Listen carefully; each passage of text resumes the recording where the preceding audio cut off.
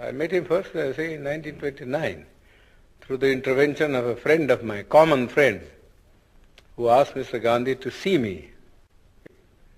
And so Mr. Gandhi wrote to me, saying that he would like to see me. So I went and saw him. That was just before going to the Round Table Conference. And then he came to the second Round Table Conference, didn't come for the first. And he was there for about 5-6 months. And there, of course, I met him also and faced him also. Then, once thereafter, he also, after the signing of the Pune Pact, asked me to come and see him. So I went to see him. He was then in jail. But that's all the time that I have met him. But I always say that as I met Mr. Gandhi in the capacity of an opponent, I have a feeling that I know him better than most other people because he had opened his real fangs to me and I could see the inside of the man. You see, while others who generally went there as devotees saw nothing of him except the external appearance which he had put up as a Mahatma. But I saw him in his human capacity, the bare man in him. And so I say that I understand him better than most of the people who have associated themselves with him can say. So how would you sum up what you found in him? Well, I must say at the outset that I feel quite surprised, you see, at the interest which the outside world, Western world particularly, seems to be taking in Mr. Gandhi. I cannot understand that.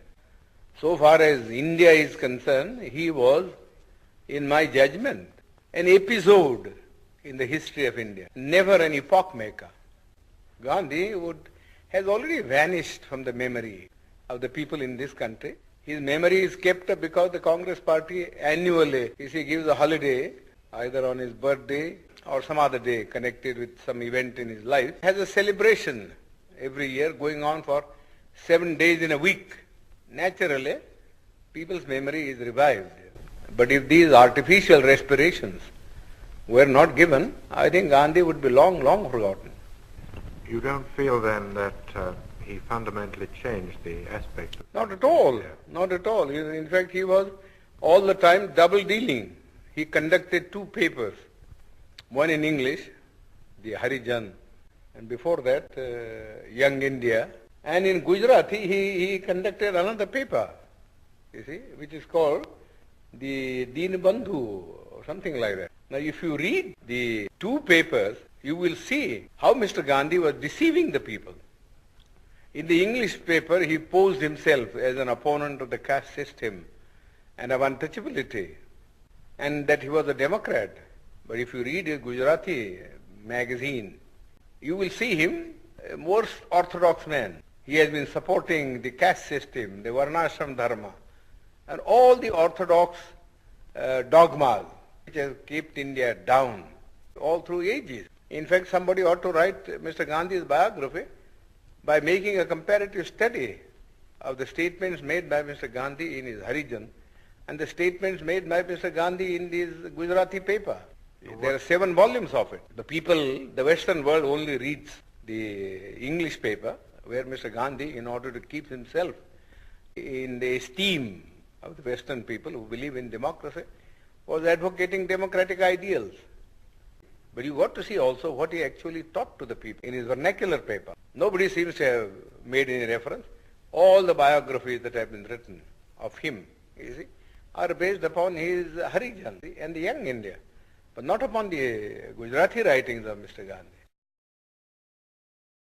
Then what were his real intentions with regard to the scheduled castes in the structure? Well, he only wanted, you see, there are 2 things about the scheduled caste.